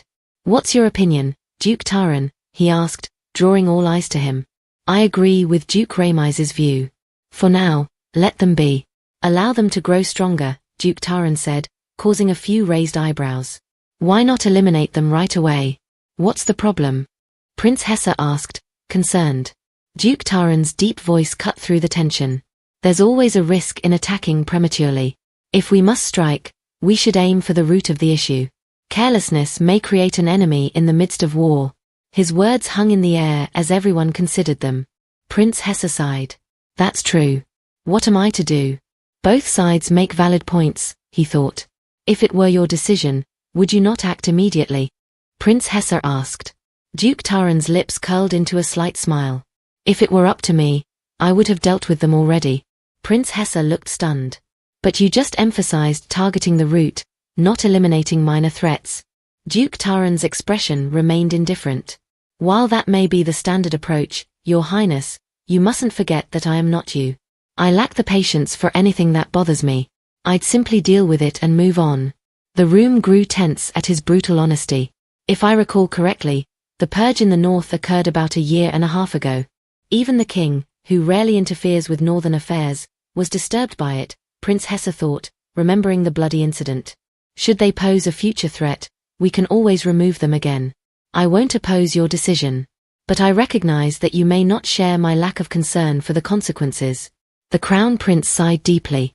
I think it's best to observe the situation for now. What do you all think? Agreed, they all nodded. As the meeting concluded, Marquis Philippe's thoughts wandered. His aggressive tone had swayed the Crown Prince to support his view. This man, Duke Taran, his deceptively cunning despite his aloof demeanor. I'm glad he's not driven by political ambition. If he were, David wouldn't stand a chance. He's in a league of his own, the Marquis thought. That night, Duke Hugo received word about Lucia's departure to the capital. Vivian has left. I see, he said quietly. She should arrive in about 10 days. After a draining meeting, Hugo felt weary even as he returned to his estate. There's not much to do when I get home, he thought as he opened his door. Back in the north, someone was waiting for him. As he stepped into his residence, memories of Lucia's warm smile filled his thoughts. He remembered the gentle gaze she gave him and their moments together. For the first time, he understood what it meant to come home. Meanwhile, Lucia, nestled in a carriage on her way to the capital, glanced out the window, lost in thought. Your Grace, please don't hesitate to tell me if you feel weary, Anna said gently. I'm fine, Lucia replied with a soft chuckle. There are still days left before we reach the capital. It feels longer than the journey from the capital to the north, she thought. It really is far. I'm reminded of what he said during our carriage ride home from the capital after our wedding. You're free to stay in the capital if you wish, she recalled his cold voice. If I had stayed in the capital without him, we might still be strangers, she thought. But I chose to go with him. I'm so glad I did. Though we have our flaws, at least we've grown closer, unlike those who only marry for appearances. I've come to understand him, even just a little. I can't wait to see him again, she thought, smiling to herself as the carriage rocked gently. Duke Hugo arrived at his estate late at night. Stepping out of his carriage, he adjusted his sleeves when a familiar voice drew his attention. Have you been well, Your Grace? Looking up, he saw Jerome standing before him, his expression calm. When did you arrive? Hugo asked. We arrived in the morning with Her Grace, Jerome replied as they began walking toward the castle. Hugo's steps quickened. Were there any problems? Not at all, Your Grace. The Duchess remained safe and in good health throughout the journey. Upon arrival, she took an afternoon nap and returned to her chambers not long ago, Jerome said with a small smile. Hugo wasted no time, heading straight to Lucia's room. Pausing at the door, he opened it gently and stepped inside. She was sleeping peacefully. Lucia, he whispered. She stirred, rubbing her eyes. Hugh? Did you just get back? Without a word, he pulled her into an embrace, catching her off guard. Her cheeks warmed as she sank into his arms. We're finally together, she thought. The next morning, Lucia stirred as sunlight filtered through the window. She blinked, then jolted when she saw Hugo sitting up in bed beside her. It's morning, and Hugh's still here, she thought, staring at him. Did you sleep well? He asked, watching her with a calm expression. She gasped, her face heating up. I don't understand. What do you mean? It's late into the morning, and you're still in bed, she exclaimed. Hugo stretched lazily. I need to take it easy every now and then, too. He smiled. I can't say I'm used to this, but it's nice. I'd like to spend time like this more often. I'd probably be putting him in a difficult position if I told him that's what I want, wouldn't I? She thought. Instead of answering, she wrapped her arms around him. Hugo blinked in surprise.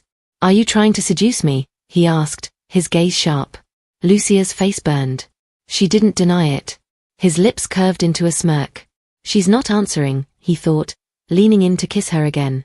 His hands ached to touch her, to claim her, to leave his mark on her skin. Damn it! He cursed under his breath, suddenly pulling away. There's a meeting soon. I have to go, he muttered, running a hand through his hair. Lucia nodded. I know. Get some more rest. You must still be exhausted from the journey here, he said, brushing his fingers gently over her cheek. The one who robbed me of sleep on my first night here was you, she thought, though she kept the remark to herself. Hugo studied her quietly. She won't get sick again, right? I should ask the physician to prepare a tonic for her. She needs to build up her stamina. He kissed her forehead before finally pulling away. That afternoon, Lucia sat in her parlor while Jerome stood before her. I've been thinking about visiting a friend I haven't seen in ages, she said. But she doesn't know about my status yet. I do plan to tell her eventually, but for today, I'd prefer to dress more modestly. Before we make any arrangements, Your Grace, His Grace has requested that you see a physician for a checkup, Jerome said. He's concerned you may have overexerted yourself last night. Lucia stiffened. Overexerted? Her cheeks burned as she looked away. He must be worried because of the long journey here, she said with a nervous smile. It's just a checkup, right? Jerome cleared his throat. His Grace has also suggested that you begin taking herbal tonics for your well-being. Lucia's face burned hotter. This is clearly for his sake, so he can do as he pleases without me tiring too quickly. She recalled Anna's advice from long ago. 5 days straight, then 1 day of rest. At the time, Lucia hadn't fully understood the importance. Now, after more than a year of marriage, she was immensely grateful for that 1 day of rest.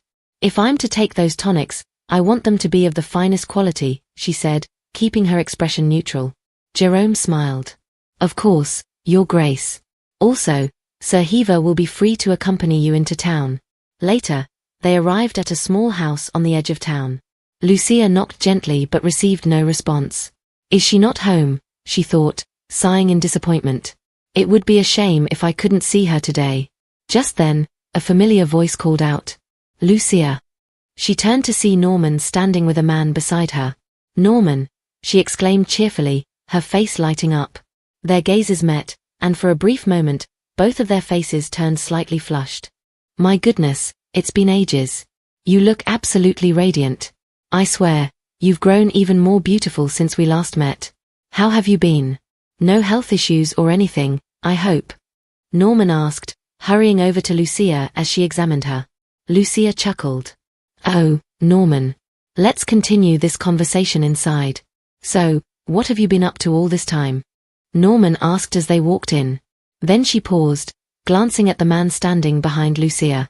And who's that next to you? Lucia followed her gaze. Oh, I nearly forgot to introduce you. This is Thomas, my fiancé, she said, nudging him playfully with her elbow. Pleasure to meet you, Thomas greeted warmly, his smile easy and confident. Your fiancé? Lucia echoed in surprise. Norman grinned. All right, time to get a move on. I've got loads of catching up to do with my old friend, she said, gently pushing Thomas away. Why can't I join the conversation? He teased. Just get going already, she insisted, and with a chuckle, he complied, leaving them alone. Norman then turned her attention back to Lucia, and to the two men standing behind her. She tilted her head. And who are these two? She asked, her voice teasing. So, which one is yours? They're both easy on the eyes. I'm impressed, Lucia. Lucia blushed. It's not what you think.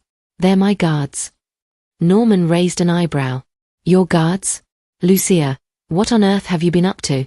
Jerome spoke up. We'll be waiting outside. Please, take all the time you need, he said as he and Hugo bowed. They're surprisingly dignified for guards, Norman mused as she watched them step back. Let's go inside already, Lucia urged, pushing Norman toward the door. Once seated in the house, Norman poured tea. So that man is your fiancé? Does that mean a wedding is coming up? Lucia asked. Norman nodded. Yes, we are. We've decided to have the ceremony and then move to his hometown. Congratulations, Norman. So when are you leaving? The day after tomorrow, Norman replied. The day after tomorrow? You're leaving in 2 days? Lucia asked, visibly shocked. Norman smiled. Aha. If you had come by just a day later, we would have missed each other. But I was planning to rent this place out in case you ever came looking for me. Actually, I was on my way back from speaking with my future tenant when I saw you standing right in front of my home. What impeccable timing.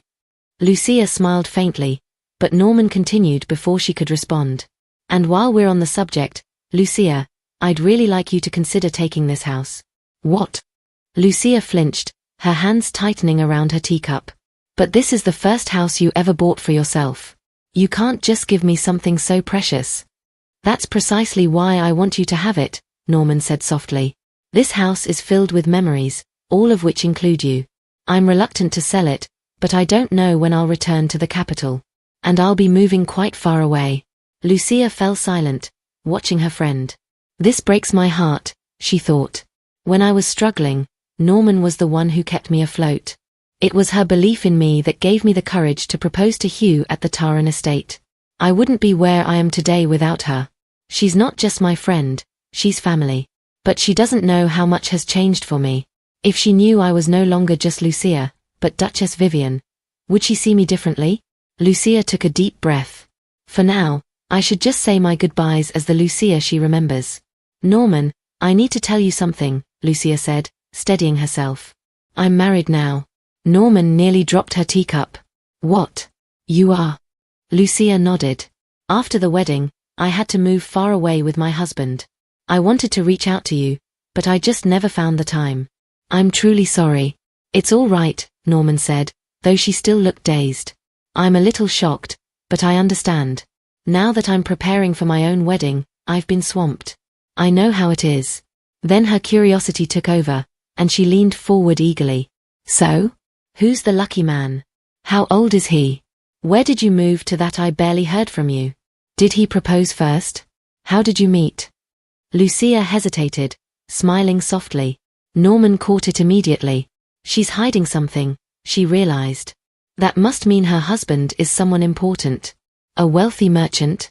Maybe even nobility? Is he good to you? Norman asked. Yes. He's very kind, Lucia replied. And financially well off. Lucia stifled a laugh. He is.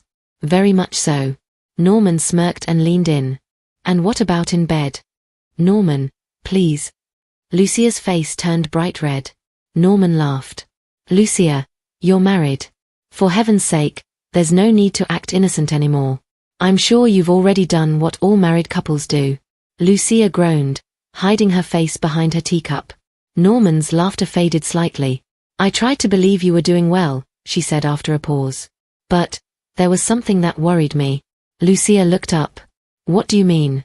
Some months ago, a woman visited my house claiming to be a fan of my novels. She never revealed her identity, but I could tell she was of noble birth. She asked about you. Lucia froze. About me? Yes. She visited multiple times, describing your appearance. She even inquired about the bank account I co-signed for you. When I pressed her for more details, she only said she knew you and wanted to check on your well-being. Do you have any idea who she might be? Lucia's mind raced. That woman might be targeting Hugh, not me. Perhaps one of his political adversaries attempted to reach him through me, she thought. She shook her head. No one comes to mind. Norman studied her face but let it go. It's been months since her last visit, but I thought I should ask, just in case. Thank you for telling me, Lucia said sincerely. Norman observed her closely. She's changed. Unlike before, Lucia carried herself like a noblewoman. Her mannerisms were more refined, her speech more polished. But that's ridiculous, isn't it? Norman thought, forcing a laugh. You know, she said, changing the subject, I really missed hearing your stories.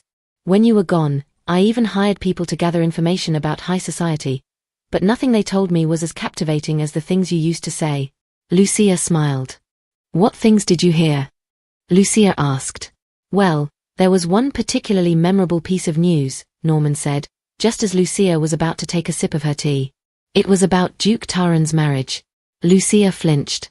People like us aren't always privy to the details of aristocratic marriages, but news of the Duke's marriage was too intriguing not to spread.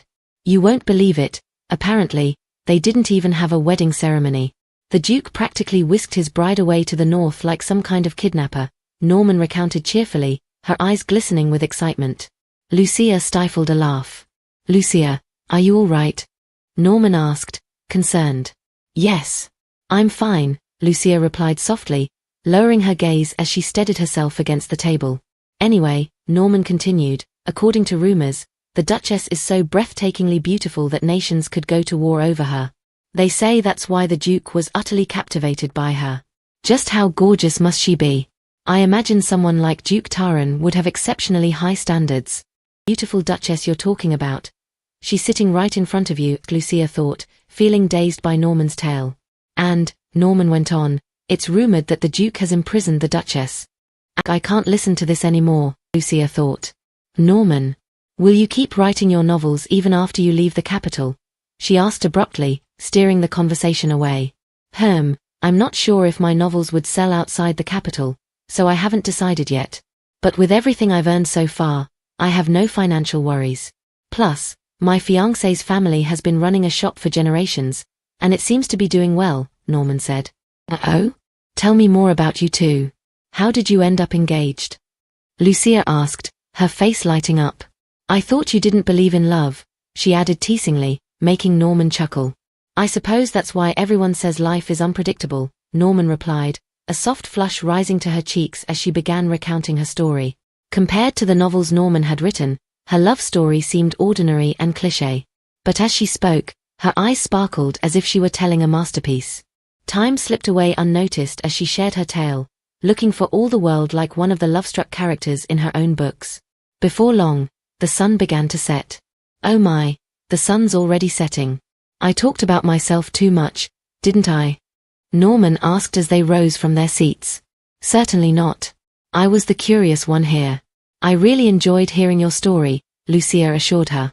Norman hesitated for a moment, then asked softly, and how about you, Lucia? Are you happy? Lucia was silent for a brief moment, her cheeks flushing. Yes, she said finally, smiling. I'm so very happy. Without warning, Norman hugged her. I'm so glad to hear that. Your maturity beyond your years always worried me. It was hard for me to leave the capital, knowing you'd still be here, Norman admitted. Lucia sniffled as tears welled in her eyes. Thank you, Norman. If I hadn't met you, Promise me you'll be happy, Lucia, Norman interrupted gently. Lucia's eyes shone as tears spilled over. Once Norman leaves, when will we ever see each other again, she wondered. You too, Norman, she said softly, her voice trembling. She's someone who genuinely worries about me, who only wants my happiness, Lucia thought. More than anything, I wish for your happiness as well, Norman told her, smiling calmly. Back at the Taran estate, Lucia had dinner with Duke Hugo. I heard you went into town today, Hugo said, his voice casual as he ate. I went to see a friend. She's the one I asked you to pass my letters along to a while back, Lucia replied, her face cheerful. Do you remember? Of course, Hugo responded with a warm smile. She's a dear friend to me, but she'll be leaving the capital soon. So, I was thinking. I want to organize some support for her in case she needs it at her new residence, Lucia said thoughtfully. I'll take care of it, Hugo replied, surprising her with how readily he agreed. Lucia paused, her heart racing as she processed his quick agreement. I didn't anticipate any opposition, she thought, her face flushing slightly. And I've been meaning to ask. Are you aware of the rumors about me that are circulating in the capital? Lucia asked, her voice uncertain. What rumors? Hugo asked, his tone turning serious. I haven't heard any malicious gossip about Vivian. Could it be that Fabian missed something? Hugo thought, furrowing his brow. Lucia hesitated, her gaze lowering as she spoke. It's really quite ridiculous. But, there's a rumor going around that I, the Duchess of House Taran, am so stunningly beautiful, that you've kept me captive in the north, she explained, her face flushing. I've heard that before, Hugo said flatly. Yes. What of it? They practically painted you as some kind of kidnapper. Lucia exclaimed, a note of disbelief in her voice. Considering all the other rumors about me, that's rather generous, Hugo replied coolly. And they're describing me as an incredible beauty. I was speechless when I first heard, Lucia continued, her tone flustered. Picture the criticism that will come my way once I start mingling in the social circles here. Hugo remained silent, his expression unreadable. I fail to grasp what you mean, he finally said. It's evident that the rumors have painted an inaccurate picture of me, Lucia said, her voice tinged with concern. Again, I don't understand what you mean. You are beautiful, Hugo stated, his gaze unwavering. Lucia's face flushed as she looked at him, her heart racing. Please do not tease me, and with a straight face at that, she said softly, trying to hide her embarrassment. I'm doing nothing of the sort. I was only speaking the truth, Hugo responded calmly. Lucia fell silent, her cheeks still flushed, as she watched him with a flustered look. After a moment, she stood up from her seat and left the dining room in haste. In the hallway, her frustration grew. He's said something like that before, but that was when it was just the two of us. She thought, her face still flushed. I don't understand how the staff didn't even flinch when he said something so embarrassing. Just then, Hugo stepped in behind her and grabbed her arm. Vivian, did I offend you somehow? Hugo asked, his voice laced with concern.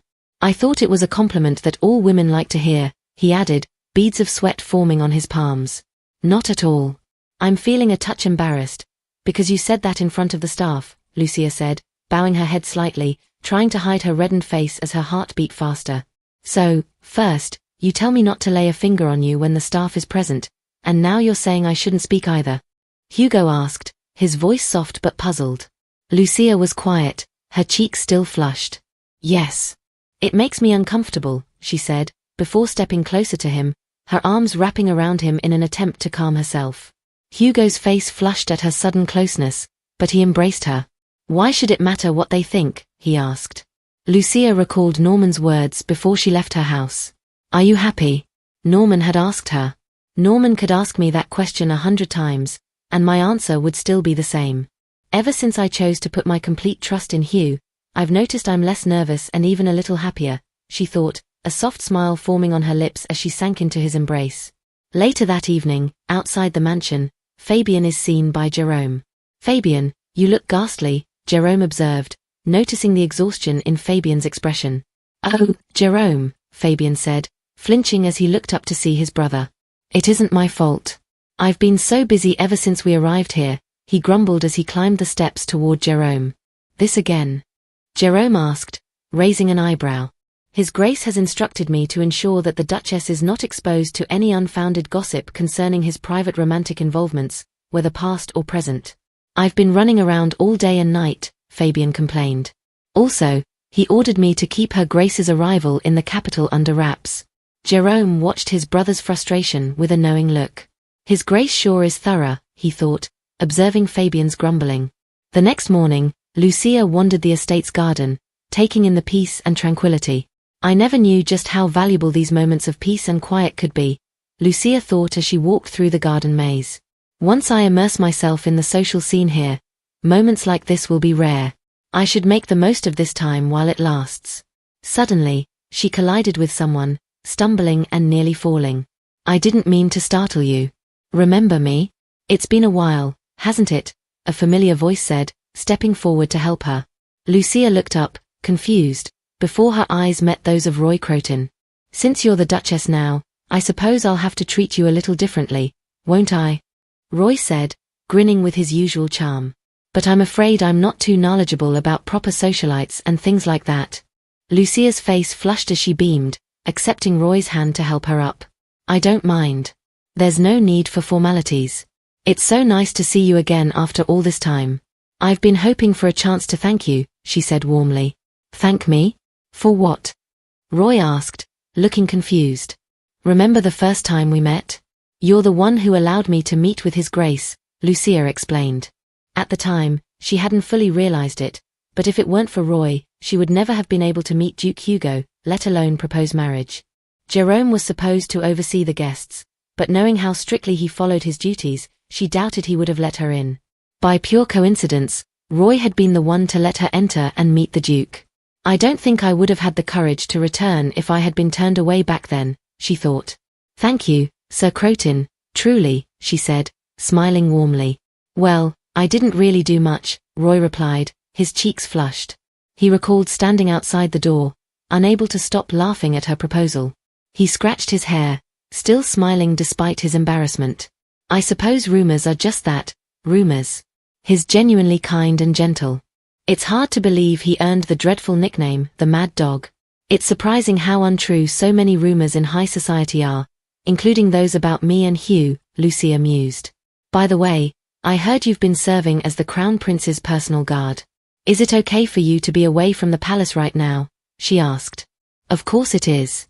I'd choose death over staying in the palace any longer. Roy said quickly, placing his fist against his chest. I can't take it anymore, even if it's His Grace's request. I would have quit ages ago if not for the endless assassination attempts. The only exciting part was dealing with them. Have you ever had to guard someone's back for over a year? It's as thrilling as watching paint dry. Roy complained, lying down on the floor with his frustration evident. I see. It must have been a burden, Lucia said sympathetically. By the way, where is His Grace? Roy asked, sitting up. He isn't here.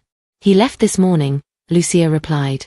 Oh, I rushed all the way here because I was hoping to spar with him, Roy said, sitting up. Take him on? You mean you planned on fighting His Grace? Lucia asked, her tone tense. I guess you could say that. It's a form of sparring after all, Roy said, grinning. Oh, you meant sparring. But isn't that a bit dangerous? Lucia asked. No, not really. We're both veterans, Not two amateurs swinging swords around, Roy explained, getting up and dusting himself off. Have you ever seen a sparring match before? Not once. But even so, I still worry about His Grace getting hurt, Lucia admitted, catching Roy off guard. He stared at her for a moment before bursting out in laughter. You might be the first to worry about His Grace's safety. As far as I've seen, I doubt anyone in this world could even come close to laying a finger on him. He's never even had a scratch, Roy said, smiling reassuringly. Is Hugh really that skilled of a knight? Lucia wondered, her gaze fixed on Roy. She remembered the knights she saw during her dreamlike experience running a workshop. None of them resembled Hugo. Maybe it was because he held a noble title? She wondered. Just then, Jerome's voice cut through the air, drawing their attention.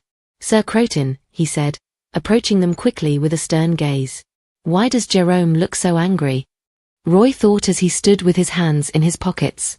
Jerome, Lucia called with a smile as he approached them. Your Grace, Jerome replied quickly, flashing a brief smile at her. I've never seen him smile like that before. Roy thought, still dazed. I was wondering where you were, Your Grace. Now that we're in the capital, it would be wise to always have a maid accompany you for safety, wherever you go, Jerome said quietly. Ah, yes, you did mention that before. I'll keep that in mind, Lucia responded, smiling as she glanced at Roy. Well, Sir Crotin, it was a pleasure talking to you, she said. Likewise, Roy replied, watching her leave the garden. Jerome's smile faded as he turned his attention to Roy. Sir Crotin, what were you thinking? She's the Duchess. You can't simply show up unexpectedly and approach her in such a secluded area while she's unaccompanied. Someone could have been watching. Jerome scolded angrily. Sorry, Roy replied absent-mindedly. You shouldn't act so carelessly, Jerome said, clearly frustrated. I said I was sorry. It was just nice to see the Duchess again. That's all, Roy said, rubbing his neck. Jerome's tone grew serious. Regardless of your intentions, she is a married woman. Exercise greater caution. His Grace won't tolerate your behavior indefinitely. He'd be furious if any rumors about you and the Duchess circulated. But His Grace has never been angered by gossip about his lovers before, Roy said, looking uncertain. She's not just any woman. She's the Duchess. Jerome snapped, his tone sharp. Watch your mouth. Don't speak so lightly of her. Roy blinked in shock, taken aback by Jerome's words. What's the meaning of that expression? You're getting on my nerves, Jerome added harshly, sending a chill down Roy's spine. Is the Duchess really that important to His Grace? Roy asked, trembling slightly. Yes, Jerome replied, sighing. How important? Roy pressed. More than you can imagine, Jerome said firmly. Roy nodded. So, if I keep acting like this, His Grace would be angry. You'd be lucky if that's all that happened, Jerome thought to himself, nodding in agreement. Roy rubbed his neck, trying to ease his embarrassment. Well, it's not like I dislike her, the Duchess, I mean, he quickly added. And why's that? Jerome asked. She doesn't have a foul scent to her, Roy replied, blushing. Scent? Do you mean her perfume? Jerome asked, perplexed. Not exactly. It's hard to explain, Roy answered, shifting uncomfortably. That night, Hugo sat in his carriage, pondering. Should I look into what Sir Crotin has been up to? His knight asked. Where do I even start? The knight thought. He's abandoned his post, shown insubordination, negligence, the list goes on. Leave him be. I'm sure he'll come crawling back to the estate once he's tired of sleeping on the streets. Though I have to give him credit, I never expected him to last this long, Hugo said calmly, his gaze steady. Duke Hugo considered the matter at hand. Since the king's passing, the balance of power had shifted. With the crown prince assuming the role of regent, opposing him was no longer just a matter of personal risk, it meant endangering one's family as well, for treason. Hugo knew that, as a result, it was unlikely anyone would dare to target the prince's life. Roy won't need to continue serving as the crown prince's personal guard, Duke Hugo informed his knight calmly. Yes, Your Grace, the knight replied with a polite bow. He couldn't help but think, I knew it. His Grace has always been so lenient with Roy, even when he's been neglectful of his duties. The knight understood that, in Roy's presence, Duke Hugo often showed a more human side. Perhaps that's why His Grace is so lenient. Though, that's just my speculation, the knight thought. Who is the most well-known designer in the capital? Duke Hugo asked, his voice steady. I can name a few, the knight began thoughtfully, before trailing off. But in this area, I'm certain he would favor a female designer over others. Who operates the closest and most notable boutique on this street? Hugo pressed, considering his options. The knight thought for a moment before answering. If you're looking for the nearest place, Your Grace, it would be either Monsieur Geoffrey's or Madame Ant's boutique. Then let's head for Madame Ant's, Hugo instructed. I knew it, the knight thought inwardly. They soon arrived at the boutique. Madame Ant greeted them with grace. Greetings, Your Grace. It's a privilege to meet someone of your esteemed stature, she said politely as Hugo took a seat. I don't particularly enjoy exchanging pleasantries, so let's get right to the point, he said quickly. As you wish, Your Grace, Ant replied, seating herself opposite him. I need a gown for my wife, Hugo said, causing the designer to flinch slightly. The Duchess. She's the talk of the town. Ant thought, suddenly tense. I see, Ant replied, regaining her composure. In that case, is Her Grace accompanying you as well? Is she waiting in the coach? Her smile was tense, though inwardly, her heart raced. Oh my goodness, I've been dying to meet her, she thought. But I must keep my composure. I've heard that designers are willing to come directly to your home if requested, Hugo said calmly. Of course. When would it be convenient for your graces? Ant asked, still smiling gently. Tomorrow, Hugo replied after a moment of thought. He paused, briefly lost in thought. Yesterday, I couldn't do anything except hold her because she was already asleep. Today is the 5th day of our 5-day routine.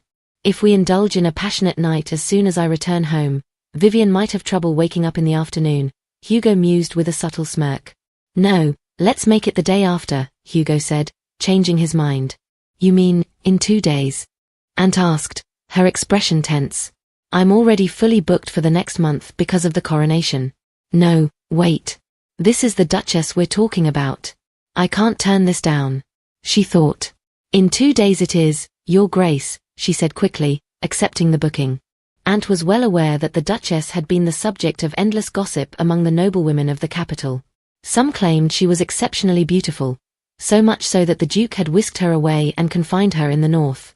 Her first official appearance in the capital will certainly attract attention, Ant mused. As the lady of the Taran household, my wife deserves the absolute best in every regard. Use the finest materials, no matter the cost. But it will be your task to persuade her to follow my wishes, Hugo said calmly, catching her off guard. Ant blinked, momentarily speechless. His devotion is overwhelming. I will decide whether to continue using your services based on the results, he added.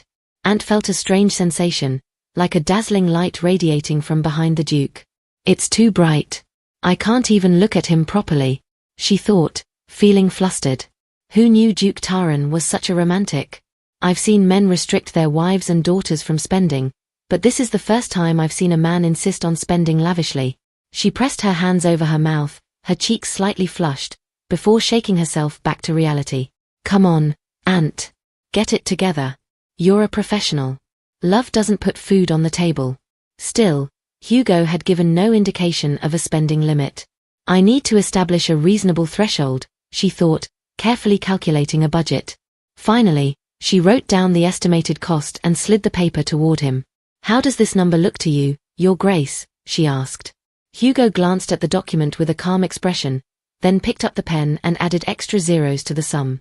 Ant's hands trembled as she read the new total. That's 10 times the amount I was expecting. She felt lightheaded. Today might just be a turning point in my life. Then I'll be sure to visit your estate in 2 days, she said, struggling to contain her excitement. Then I'll look forward to your work, Hugo replied. You won't be disappointed, Your Grace.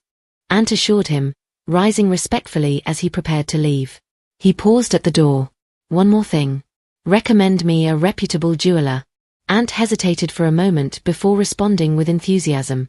Of course, Your Grace.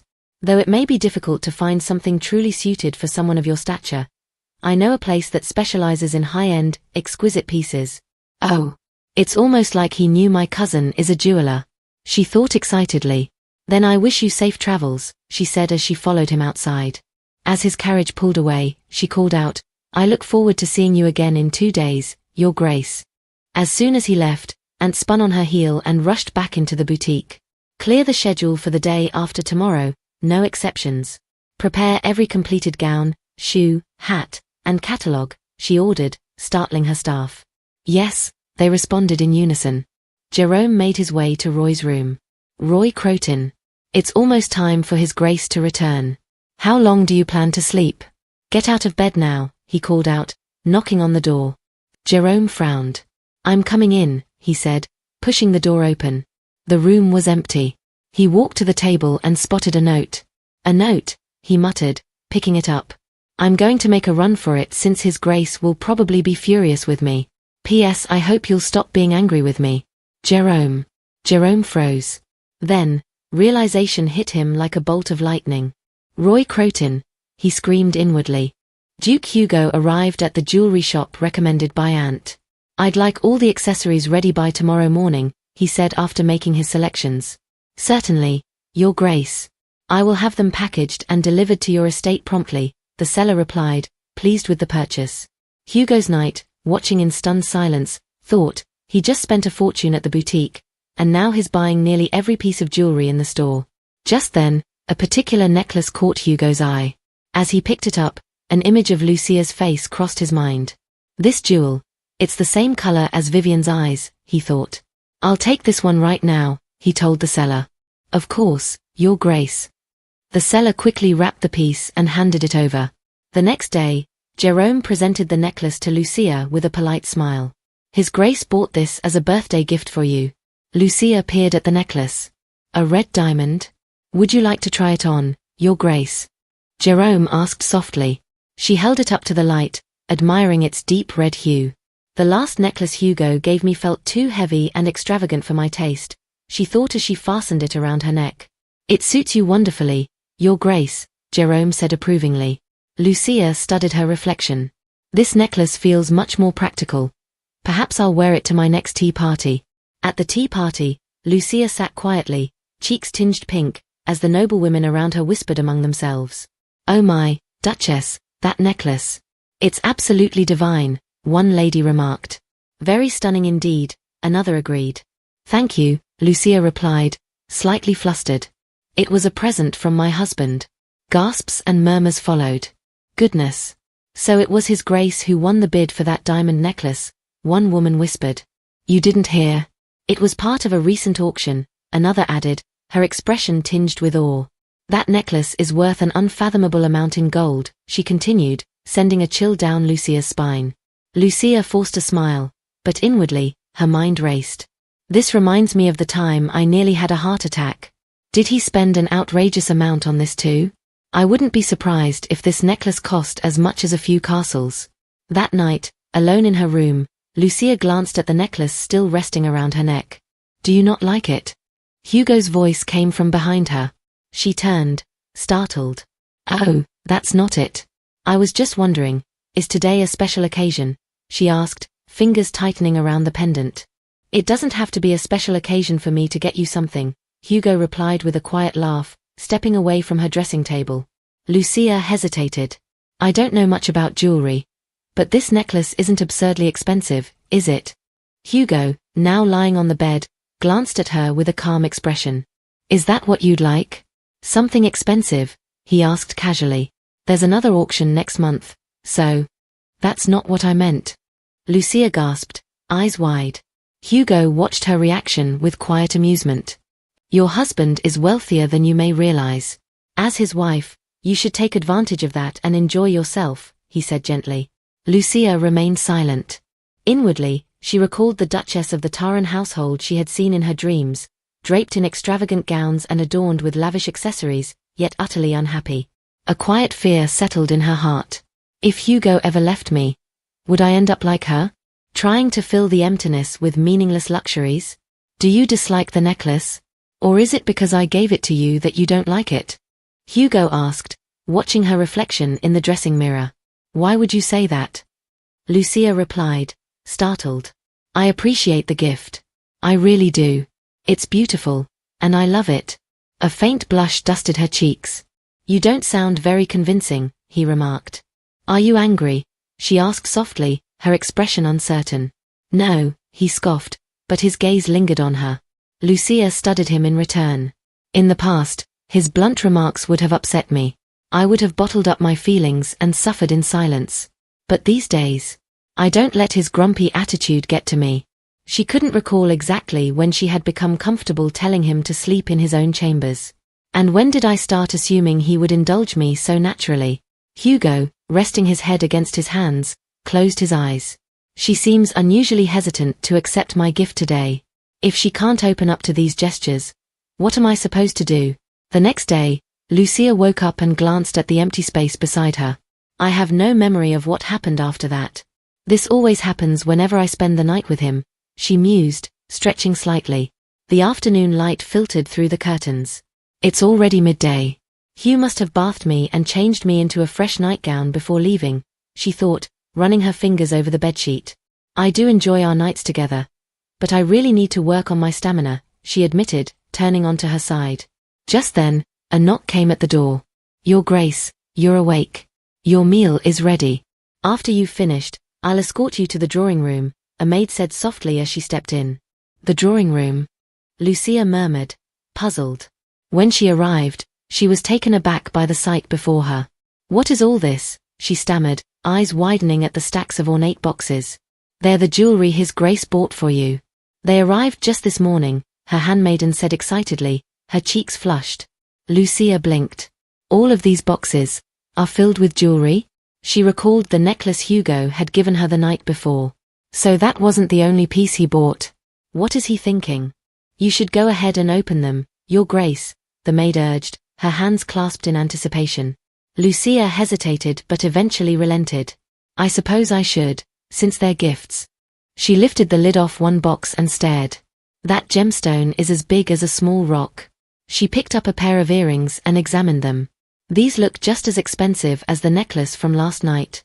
Every piece seems just as extravagant as the last. By evening, she was utterly exhausted after going through the countless boxes. Just how much did he spend on all of this? She wondered, rubbing her temples. There are still so many I haven't even opened yet. Even if he wanted to buy me gifts, this is too much. I'll have to talk to him about his spending when he comes home tonight. Then, she remembered their conversation from the previous night, how he seemed disappointed when she hadn't reacted enthusiastically to the necklace. If I tell him to return everything, will he be upset again? She let out a sigh. Maybe I should just accept them. What's the point of nagging him about gifts he gave me with good intentions? Besides, jewelry like this won't lose its value. If I ever need to, I can always sell them. She recalled the maid's excitement that morning. Did he personally pick each one, imagining how they would look on me? A faint blush crept onto her cheeks. I've decided. I'll simply accept them, she thought, finally resigning herself to Hugo's extravagant generosity. Thank you for joining us on this incredible adventure. If you enjoyed what you watched, please consider liking, subscribing, and ringing that notification bell. Your comments mean the world to us and help us improve. The next episode promises even more excitement and unexpected twists, so stay tuned as we embark on this thrilling journey together. Keep the anticipation alive and we'll catch you in the next episode.